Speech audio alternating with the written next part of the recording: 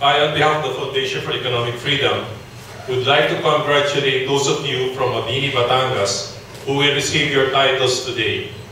It is indeed one of the most important milestones in your lives, and we're honored to be here today.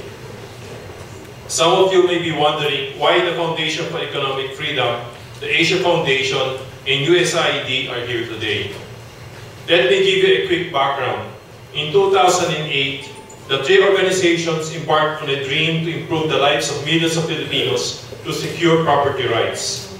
We believe that the 7 million untitled residential parcels in the country hampered investment and employment, fostered social conflict, and weakened democracy.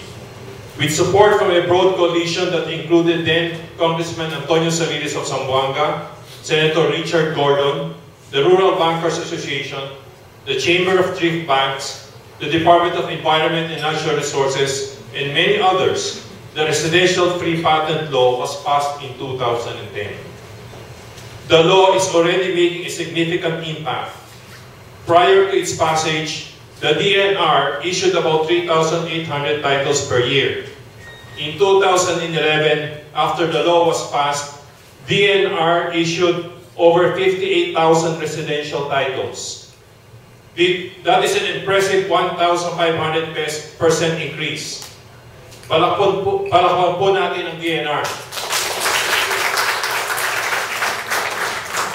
Our current project works in partnership with progressive local government officials like Mayor Nilo Villanueva and dedicated public servants in the DNR like Reynolfo One.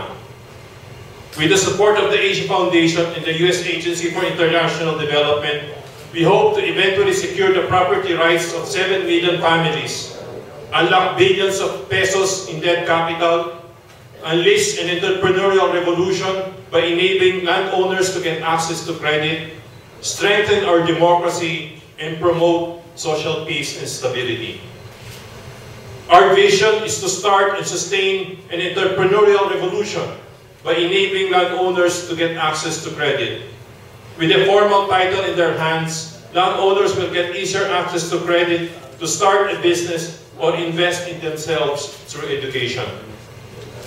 On the part of LGUs, the economic impact will be the increased government revenues from titled landowners who will be more willing to pay taxes and from the increased values that comes from clean titles. We also hope to see an expanded and more lively land market as more land parcels enter the former land market. We hope to strengthen democracy by removing the uncertainty over their property and securing their property rights. We believe that citizens like yourselves will be less beholden to the powers that be. Land grabbing by powerful syndicates will be a thing of the past. Secure landowners will act as a bulwark against tyranny. We believe that the demand for better and more accountable government will increase from tax-paying titled landowners.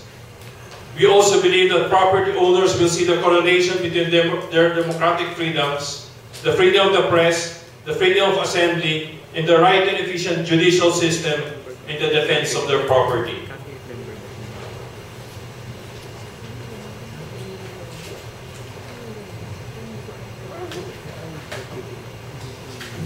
May importanteng kalagahan po ang pagbibigay sa inyo ng matibay na karapatang pag-ari ng lupa. Sa aming paniwala, lalakas po ang ating demokrasya. Una, hindi basta-basta pwedeng agawin ng gobyerno ang lupa ninyo o maski sino man, general o politiko man siya. Ngayong titulo na ang hawak nyo. Ang paghawak ninyo sa titulo ay isang bulwarte laban sa paniniil. Makikita nyo na ang mga kalayaan natin, ang kalayaan magsalita, kalayaan magtipon, ang kalayaan ng pagpahayag, ay kailangan upang maipagtanggol ang mga karapatan natin bilang may-ari ng lupa. Papapahalagan ninyo ang paggana ng tamang sistema ng hustisya sapagkat ito po ang kasiguran na may pagtatanggol natin ng tama ang ating mga karapatan bilang may-ari ng lupa. Ika nga, sa wikang Ingles, secure property rights is a blow for the cause of liberty. In the social field, we hope to see increased peace and stability. We hope to see fewer conflicts over land once land parcels are registered and titled. There will be fewer questions about who really owns a property, and once titled, the land can be bought, sold, or subdivided among heirs. These agreements will be settled through the marketplace and not through guns or intimidation. Finally, we hope to see a revolution in our government institutions. We're seeing this initiative to title property being waged by local governments with the cooperation of national agencies. We are witnessing innovative forms of national-local partnership, such as the land management councils.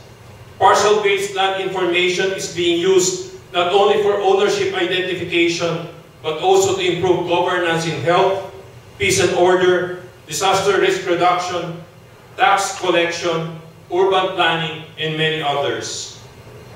Nagpapasalamat rin ulit po kami sa Asia Foundation at sa USAID sa mga tulong na inaabot nila at pagpapakitang pagkakaisa sa programang ito. Itong mahalagang okasyon na ito ay hindi mangyayari kung wala matinding kooperasyon ng DNR at ang lokal na pamahalaan ng Mabini. Dahil po rito, nagpapasalamat po kami kay Mayor sa kanyang tulong at pamumuno. Sa pamamagitan ng matinding tambalan ng DNR at ang mga progresibong mayor, kamukha ni Mayor Villanueva, malayo ang maabot ng programang ito. Marami pong salamat. Thank you all.